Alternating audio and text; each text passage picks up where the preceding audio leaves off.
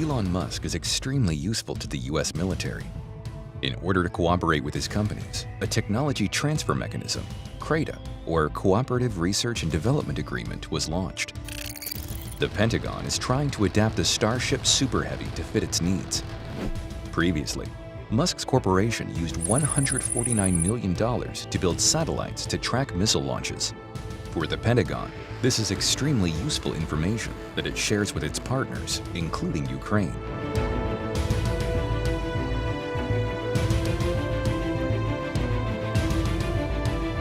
The military recently ordered a space shuttle from SpaceX. Subsequently, there is an order for a launch vehicle capable of delivering 80 tons of payload to anywhere in the world in 60 minutes.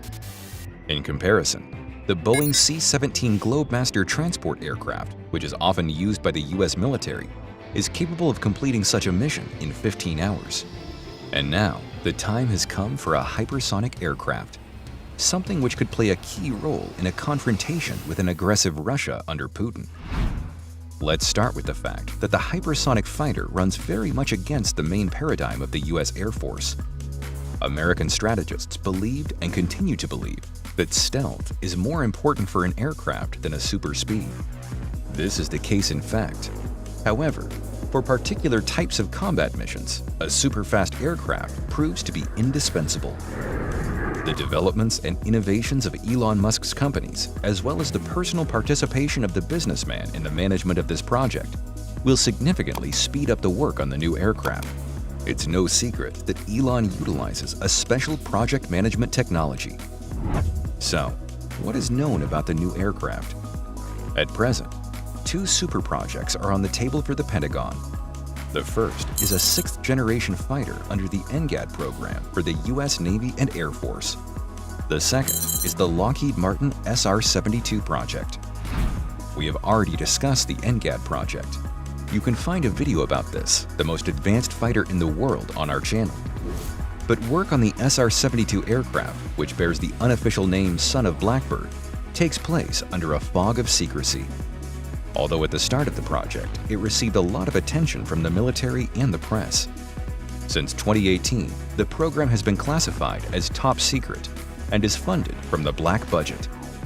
This is typically what happens for highly important projects. Now, Elon Musk is participating in the program. Son of Blackbird's official abbreviation, SR, stands for Strategic Reconnaissance. This is a continuation of the concept of the Lockheed SR-71 Blackbird, only with a wider range of tasks. A combat mission of the SR-72 aircraft will go something like this.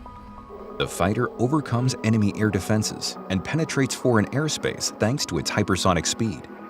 The equipment on board the SR-72 then takes high-resolution images of the terrain and objects, and the onboard radar reveals enemy air defense points. After reconnaissance, the plane quickly returns to safety. Following this tactical scenario further, the detected air defense points are suppressed by rockets and artillery, and then bombers and attack aircraft come into action, destroying the equipment and manpower of the enemy. After such careful preparation, if necessary, a ground operation can commence. Now, at a certain stage, the military wanted to endow the SR-72 with strike capabilities to parallel its reconnaissance functions. Its impact ability would be useful for precision strikes rather than for full-scale offensive operations. For example, in order to destroy the command posts of terrorists' bunkers included.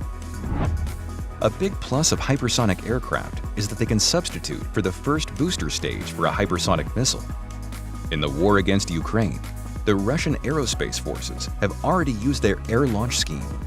The MiG-31K fighter was used as a carrier, capable of carrying a single Dagger missile.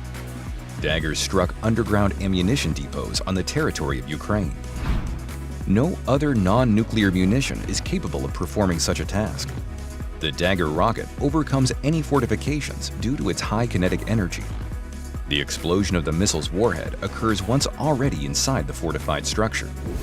This explosion causes the detonation of ammunition in the warehouse, destroying the entire arsenal and making the warehouse unusable. Put simply, the SR-72 is a highly relevant project in the present moment. American aircraft are also able to serve as carriers for the first U.S. hypersonic missiles. The United States recently conducted 3 successful tests as part of their development of hypersonic weapons. Tests of prototype hypersonic rocket components were conducted at NASA's Wallops Island Spaceport in Virginia. But the main challenge facing the development of the Son of Blackbird project is the lack of a suitable power plant. The fact is that a hypersonic aircraft has the same problem as a hypersonic missile.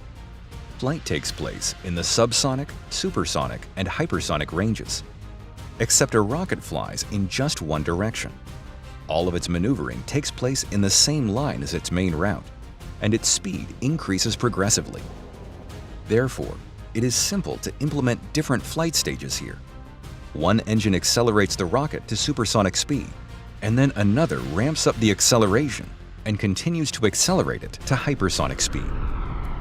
An alternative to this method is to have an acceleration mechanism attached to the base of a supersonic aircraft, as the Russian aerospace forces do. But a hypersonic aircraft must not be able to only take off and land, but also to maneuver, change altitude, and most importantly, change its direction of flight. What can be done to solve this conundrum?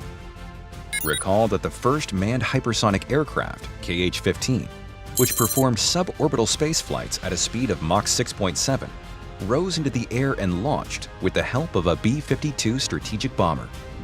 For the SR-72, such a method is not up for consideration, which means that the aircraft needs a power plant capable of operating across a wide range, from subsonic to hypersonic speeds. At the start of the project, Lockheed and Aerojet Rocketdyne made a breakthrough by developing a combined cycle propulsion system. The complex includes a turbojet engine for operation at speeds below Mach 3 and a ramjet engine for a hypersonic mode, which starts and creates thrust by sucking air while moving at supersonic speeds. The combined cycle power plant allows the SR-72 to truly be considered an aircraft rather than just a rocket. Moreover, turbojet and ramjet engines can use the same air intakes and exhaust nozzles. This is a very important nuance. After all, it's not possible to change the configuration of the aircraft mid-flight. Now, to implement this concept and build a prototype, Lockheed Martin management requested $1 billion, with the possibility of increased funding. This information fell into the hands of Elon Musk, and in his usual habit, the American businessman offered to build a power plant for significantly less money. We have already said that this guy is a genius of project management. In addition, he has the best engineering team. This is confirmed by the Raptor engines, which are considered the best rocket engines in the history of mankind. We have already talked about the nuances of this unit in one of our videos. The Raptor truly is an ingenious creation. Note that the Raptor uses SX500 alloy, which SpaceX engineers developed specifically for it. The SX500 will certainly come in handy when creating a power plant for the SR-72 aircraft.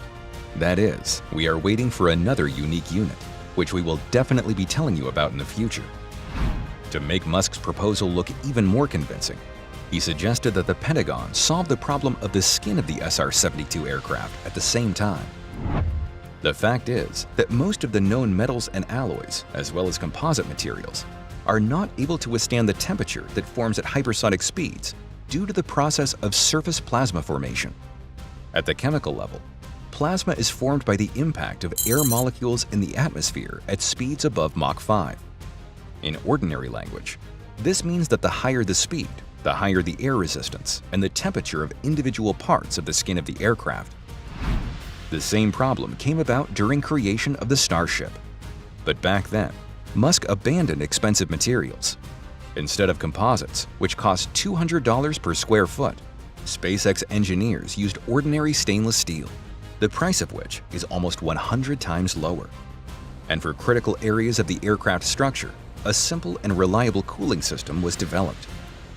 Yes, genius lies not only in the ability to create super alloys and materials, but also in the ability to implement simple and reliable technical solutions. Another area where Musk will be of benefit to the SR-72 project is in the introduction of unmanned flight and remote control functions to the aircraft. The fact is that hypersonic speed can be detrimental to the pilot. There are cases where the human body has coped with such an overload, but only for a short time. The missions proposed for the SR-72 require long flight times, so the aircraft must be able to fly without a pilot. In conclusion, we note that Musk's involvement in military projects points to a trend of rising military spending. SpaceX isn't the only firm that could attract the Pentagon. Among participants in various projects, there might also be the private aerospace company Blue Origin, which developed the New Shepard aircraft, or Virgin Galactic, which created the orbital plane. This means that new and extremely interesting military aircraft are waiting for us up ahead, which we will definitely be talking about.